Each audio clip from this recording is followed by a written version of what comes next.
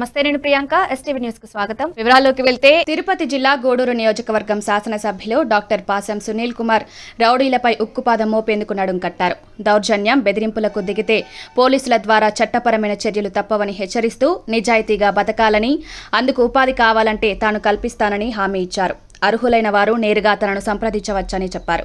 ఇక పట్టణ పరిధిలో తాగునీరు, పారిశుద్ధ్యం, వీధి లైట్ల తీర్చేందుకు తక్షణ చర్యలు చేపడుతూ తెలుగుదేశం పార్టీ కార్యాలయంలో ఏర్పాటు చేసి ప్రత్యేకంగా సిబ్బందిని నియమించారు. 8790313233 నెంబర్కు కాల్ చేస్తే వెంటనే స్పందిస్తామని తెలిపారు. ముఖ్యమంత్రి అయిన తర్వాత ఆంధ్రప్రదేశ్ జనాభా ఊపిరి పీల్చుకున్నారు. గుండె నిండా ఊపిరి పీల్చుకొని ప్రశాంతంగా గాలి వదులుతూ ఆనందోత్సవాలు చేసుకున్న పరిస్థితి. ఎవరిని కలిపెట్టినా ఎక్కడ చూసినా ఒక పండగ వాతావరణం. బాబు గారు సీఎం అయ్యాక అలాగే నిరుద్యోగులారా ఇక మేల్కోండి. మన నాయకుడు, మీ నాయకుడు, ప్రజల నాయకుడు. ఈరోజు మొట్టమొదట గెలిచిన వెంటనే డిఎస్సి మొట్టమొదటి సంతకం చేస్తా ఉన్నారు. మొట్టమొదటిగా సంతకం చేసి నిరుద్యోగ టీచర్స్ కూడా ఊపిరిని ప్రసాదించినటువంటి మంచి వ్యక్తి నారా చంద్రబాబు నాయుడు గారు అని చెప్పి నేను మీకు తెలియజేస్తున్నా. అట్లాగే ముఖ్యంగా మాట ప్రకారం మన చంద్రబాబు నాయుడు గారు ల్యాండ్ టైటిలింగ్ యాక్ట్ ని రద్దు చేసిన విషయం రెండో సంతకంగా మీకు మళ్ళీ నేను తెలియజేస్తున్నాను. అట్లాగే మూడోదిగా అందరికీ చెప్పాడు, పెన్షనర్లకు చెప్పాడు, లబ్ధిదారులకు చెప్పాడు, నేను వస్తున్న 4000 పెన్షన్ చేస్తా అని మాట ఇచ్చాడు. మాట ఇచ్చే ప్రకారం మూడో సంతకం పెన్షనర్లకు 4000 రూపాయలు పెన్షన్ పెంచే విషయాన్ని కూడా నేను తెలియజేస్తున్నా. అందులో ఎస్సీ, ఎస్టీ, బీసీ మైనారిటీలకు 50 సంవత్సరాలకే 4000 ఇచ్చేటువంటి కార్యక్రమాన్ని కూడా ఒకసారి మీ అందరూ కూడా నేను తెలియజేస్తున్నా.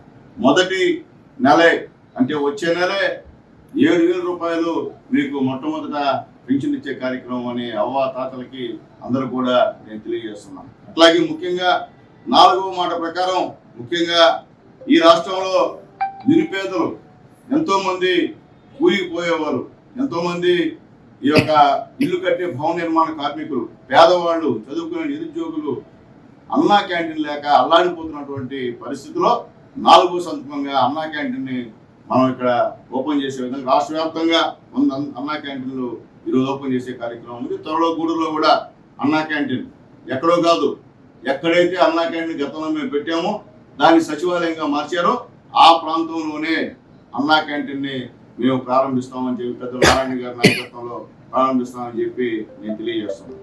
అట్లాగే 5వదిగా యువతకి ఊపిరి వచ్చే విధంగా ఈ యొక్క ఇచ్చిన మాట ప్రకారం చంద్రబాబు నాయుడు గారు నైపుణ్య గణన పైన 5వ సంతకం పెట్టడం కూడా చాలా సంతోషకర విషయం అని చెప్పి నేను తెలియజేస్తున్నాను. మీకు కూడా తెలియజేస్తున్నా. ఈరోజు ఎందరో అనుకుంటున్నారు బాబు గారు, అట్లాగే మా లోకేష్ బాబు గారు ఈ యొక్క రాష్ట్రం ఉన్నటువంటి చదువు పైన ఎక్కడెక్కడ స్కూల్ మూసేస్తున్నారో, ఎక్కడెక్కడ స్కూల్ బిల్డింగ్స్ అధ్వాన పరిస్థితిలో ఉన్నాయో అవన్నీ కూడా వచ్చిన రోజే వాళ్ళ కాన్స్టిట్యున్సీలో రివ్యూ చేసినటువంటి మొదటి మన మంత్రి నారా లోకేష్ బాబు గారు అని చెప్పి నేను తెలియజేస్తున్నాను. ఈ ముగ్గురు నాయకత్వంలో రాబోయే రోజుల్లో ఈ యొక్క రాష్ట్రం అభివృద్ధి వైపు పయనించేటువంటి పరిస్థితి అని చెప్పి నేను తెలియజేస్తున్నాను. ఉత్తరాది రాష్ట్రాల్లో మరో వారం రోజులు ఎండల ప్రభావం ఉంటుందని, గరిష్ట ఉష్ణోగ్రతలు నమోదవుతాయని హెచ్చరిస్తూ ఐఎండీ ఆరెంజ్ అలర్ట్ జారీ చేసింది. జూన్ 16 నుంచి ఢిల్లీ, పంజాబ్, హర్యానాలో తీవ్రమైన ఎండల ప్రభావం ఉంటుందని, ప్రజలంతా కూడా ఎండల వేడి బారిన పడకుండా జాగ్రత్తలు తీసుకోవాలని కోరింది. ఈ నెల 19 నుంచి ఏపీ అసెంబ్లీ సమావేశాలు నిర్వహించేందుకు సిద్ధమవుతోంది. ముందుగా ప్రోటెం స్పీకర్ నేతృత్వంలో ఎమ్మెల్యే ప్రమాణ స్వీకారం, తదుపరి స్పీకర్, డిప్యూటీ స్పీకర్ ఎన్నిక నిర్వహించి 2 రోజులు అసెంబ్లీ సమావేశాలు జరుపుతారు. ఇక ప్రోటెం స్పీకర్గా గోరంట్ల బుచ్చయ్య చౌదరి ఉండే అవకాశం ఉందని, స్పీకర్గా అయ్యన్న పాత్రుడి పేరు దాదాపు ఖరారు కావచ్చని తెలుస్తోంది. అయ్యన్న స్పీకర్ అయితే జనసేనకు డిప్యూటీ పదవి ఇచ్చే అవకాశం ఉందని, ఆ పదవిని మండలి బుద్ధప్రసాద్కి ఇచ్చే ఆలోచనలో ఉన్నట్టు సమాచారం. ఆంధ్రప్రదేశ్ రాష్ట్రానికి మంచి రోజులు వచ్చాయని, ఊహించిన విజయంతో అధికారం ఇచ్చిన ప్రజలకు ముఖ్యమంత్రి నారా చంద్రబాబు నాయుడు ఇచ్చిన హామీలను నెరవేర్చడానికి శ్రీకారం చుట్టారని కావలి ఎమ్మెల్యే కావ్యకృష్ణారెడ్డి చెప్పారు. కావలిలో మీడియాతో మాట్లాడుతూ సీఎం చంద్రబాబు నాయుడు 5 హామీలపై సంతకాలు చేసి మాట నిలబెట్టుకున్నారని, ఆంధ్రప్రదేశ్ అభివృద్ధి వైపు పరుగులు పెడుతుందని ధీమా వ్యక్తం చేశారు. స్కిల్ డెవలప్మెంట్ పెంచాలి. యువత చదువుకి ఈరోజు చేసే ఉద్యోగానికి స్పందన లేకుండా ఉంది. రాష్ట్రంలో ఇండస్ట్రీస్ వస్తున్నాయి. రాష్ట్రంలో ఉద్యోగ రూపకల్పన జరగబోతుంది. ఆటోమొబైల్ రంగం అభివృద్ధి చెందబోతుంది. ఈ రాష్ట్రంలో పోర్టులు విపరీతంగా రాబోతున్నాయి. ఇన్ఫ్రాస్ట్రక్చర్ అతివేగంగా పెరగబోతుంది చంద్రబాబు నాయుడు టైంలో. కాబట్టి చదువుకి తగ్గ ఉద్యోగం రావడం కాదు, చేయబోయే ఉద్యోగానికి తగ్గ చదువును చదివించగలిగితే వాళ్ళకి ఉద్యోగాలు త్వరగా వస్తాయనే ఆలోచనతో ఈరోజు స్కిల్ డెవలప్మెంట్ కోసం ఈరోజు 3వ సంతకంగా పెట్టిన చంద్రబాబుని మనందరం కూడా అభినందించాలి. విద్యార్థుల కోసం ఈరోజు చంద్రబాబు నాయుడు గారు తీసుకున్నటువంటి ఏ ముఖ్యమంత్రి కూడా భావి భారత పౌరులైనటువంటి విద్యార్థుల కోసం ముందు చూపుతో చూడనటువంటి దాఖలాలు లేవు.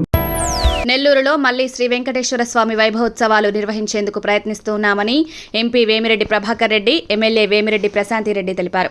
2016, 2022లో నిర్వహించిన శ్రీ వెంకటేశ్వర స్వామి వైభవోత్సవాలకు సహకరించిన 1000 మంది శ్రీవారి సేవలకు వేమిరెడ్డి దంపతులు వస్త్ర వితరణ కార్యక్రమం చేపట్టారు.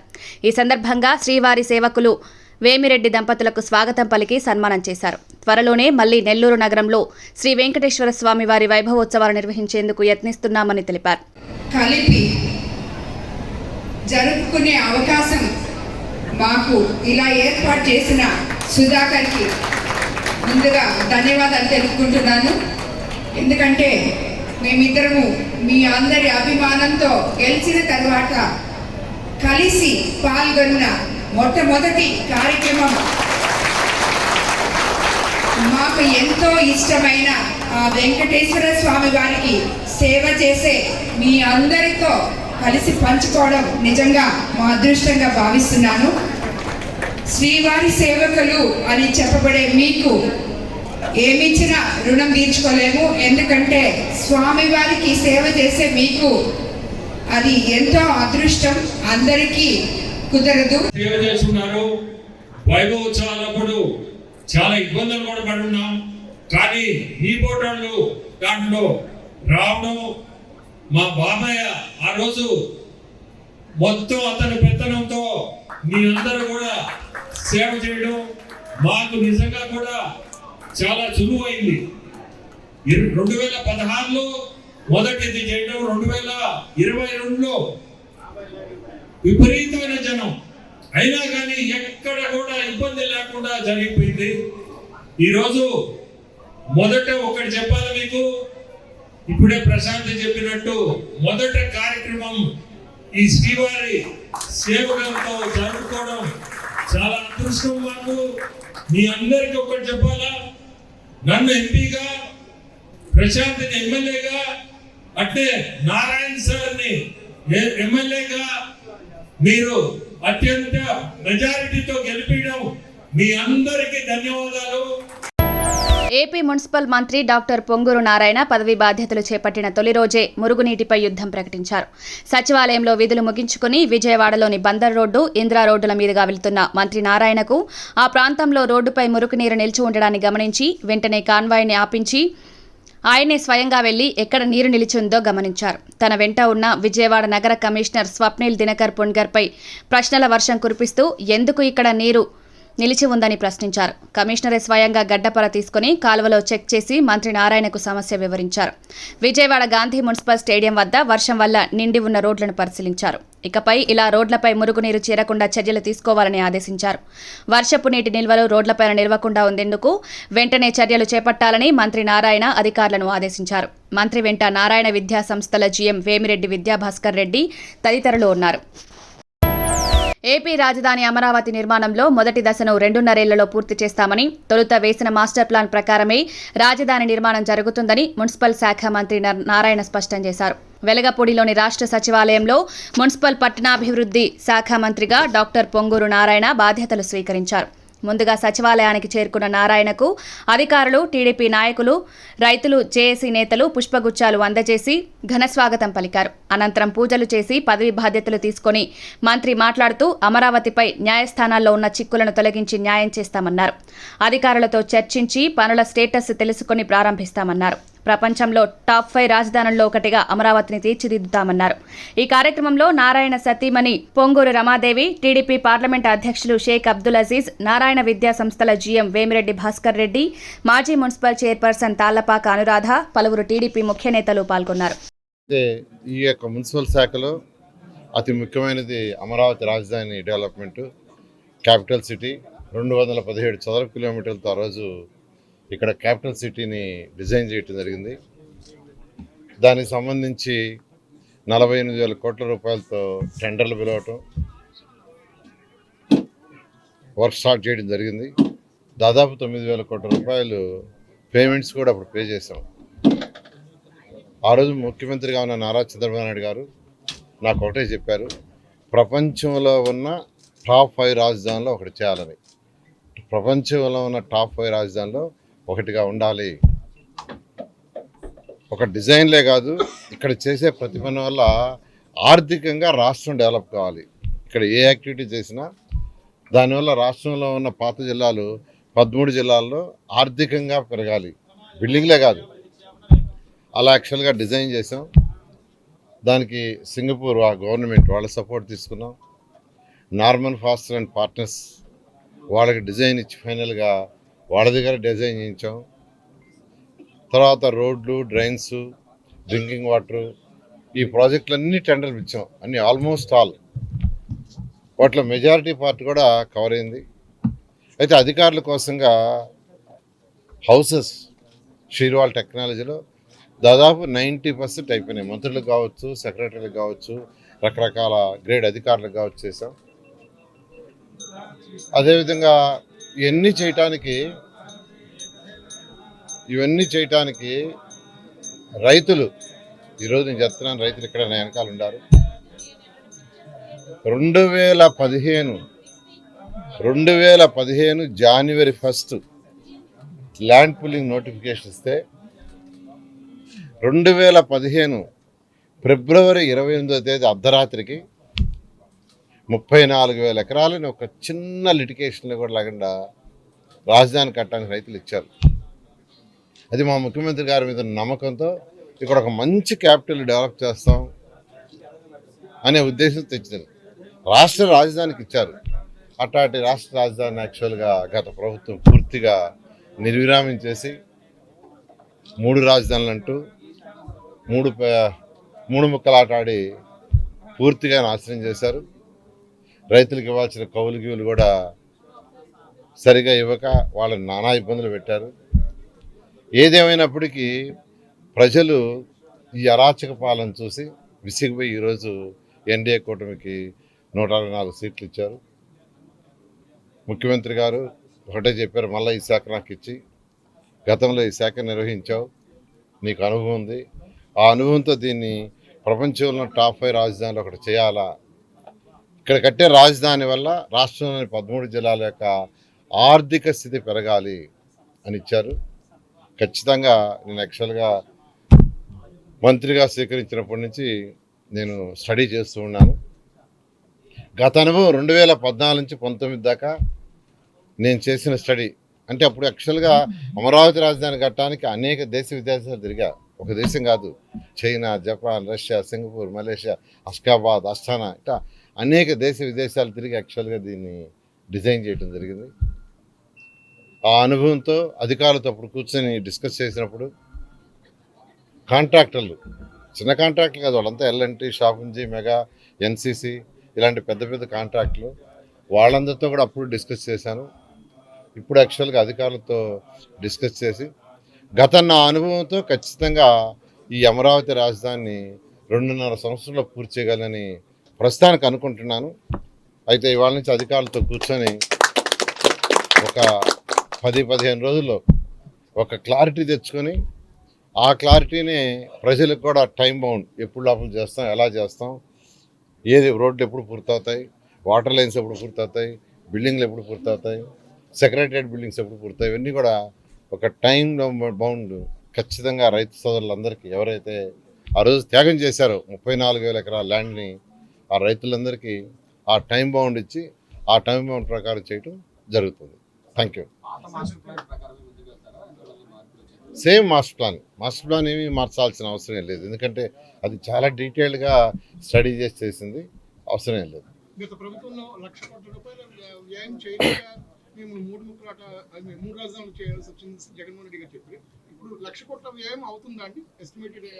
అంటే అక్కడ ఫేజ్ 1 ఫేజ్ 2 అండి. ఫేజ్ 1లో అది 48,000 కోట్ల రూపాయలు.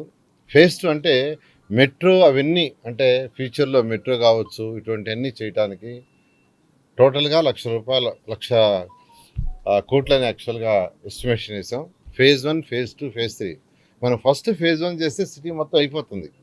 తర్వాత ఇంకా మెట్రో లైన్స్, ఎయిర్పోర్ట్ నుంచి ఇక్కడికి మెట్రో వేయటం, వాటికి యాక్చువల్గా అయ్యే అమౌంట్ 2.5 yearsలో ఫేజ్ 1 అవుతుందని గతం నేను చేసిన వర్క్, నా అనుభవాన్ని బట్టి యాక్చువల్గా అసెస్మెంట్కి వచ్చాను. అయితే అధికారులతో కూర్చొని కన్ఫర్మ్ చేస్తాం.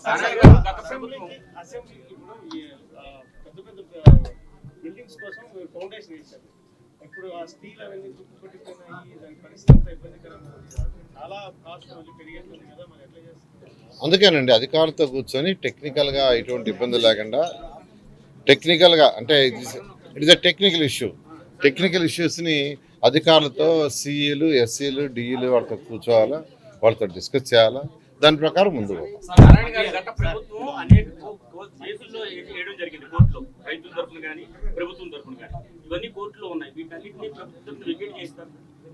అంటే అన్నీ యాక్చువల్గా స్టడీ చేస్తామండి. లీగల్ డిపార్ట్మెంట్ ఉంది, లీగల్ డిపార్ట్మెంట్ ఆ కన్సర్న్ డిపార్ట్మెంట్స్ స్టడీ చేసి ఏం చేయాలో న్యాయం చేస్తాం, ఖచ్చితంగా న్యాయం చేస్తాం.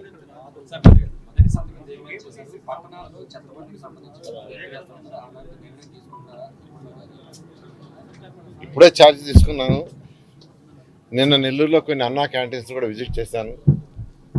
ఇప్పుడు అన్నా క్యాంటీన్ రివ్యూ ఉంది, ఇది అయిన తర్వాత ఎందుకంటే మా ముఖ్యమంత్రి గారు అన్నా క్యాంటీన్స్ దాని మీద సంతకం చేశారు, మొదటి 5 సంతకాలు ఒకటి. అందువల్ల ఇమీడియట్గా దాన్ని స్టార్ట్ చేయాలనే ఉద్దేశంతో అధికారులకి ఆదేశించాను. వాళ్ళని రమ్మన్న రివ్యూ చేస్తున్నాను. రివ్యూ చేసి డెసిషన్ తీసుకొని దాని మీద ముఖ్యమంత్రి గారికి మళ్ళీ ఒక మాట చెప్పి ఇమీడియట్గా దాని డేట్ ఫిక్స్ చేస్తాం.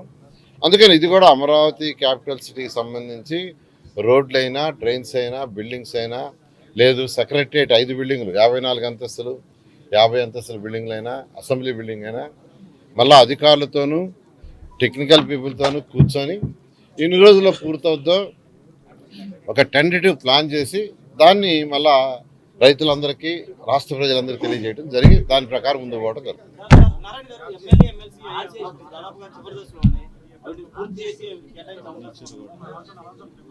ఇప్పుడు మినిస్టర్స్ క్వార్టర్స్, ఎమ్మెల్యే, ఎమ్మెల్సీ దాదాపు అయిపోయినాయి. అయితే అక్కడ ఏంటంటే మెయిన్ ఏంటంటే ఇన్ఫ్రాస్ట్రక్చర్, రోడ్లు, డ్రైన్స్, డ్రింకింగ్ వాటరు, తర్వాత వేస్ట్ ఎనర్జీ అంటే వేస్ట్ క్లీనింగ్, వీటికి సంబంధించిన సిస్టమ్ అంతా చేయాలి. డ్రైనేజ్ సిస్టమ్ అంటే సివరేజ్ సిస్టమ్, దానికి ఎంత టైం పడుతుందో అధికారులతో కూర్చొని డిస్కస్ చేసి దాని ప్రకారం యాక్చువల్గా ముందే ప్రజలకు వివరిస్తాం. ప్రతిదీ ట్రాన్స్పరెంట్గా ఒక టెంటేటివ్ డేట్ పెట్టుకొని ఆ టెంట్ డేట్ ప్రకారం ముందుకు పోతుంది.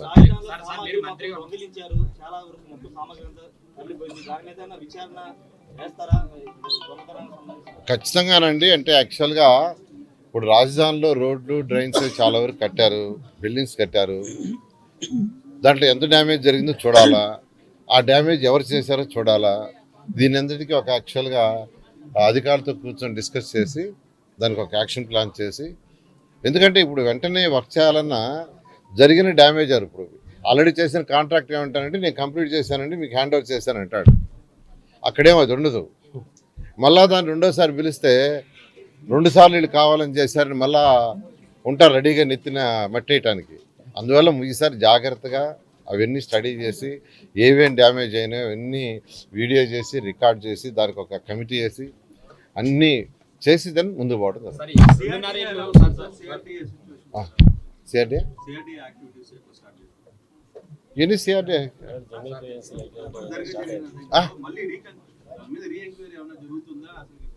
అని స్టడీ చేస్తే వాళ్ళే ఛార్జ్ తీసుకుంటారు కదా, ఇవే టైం.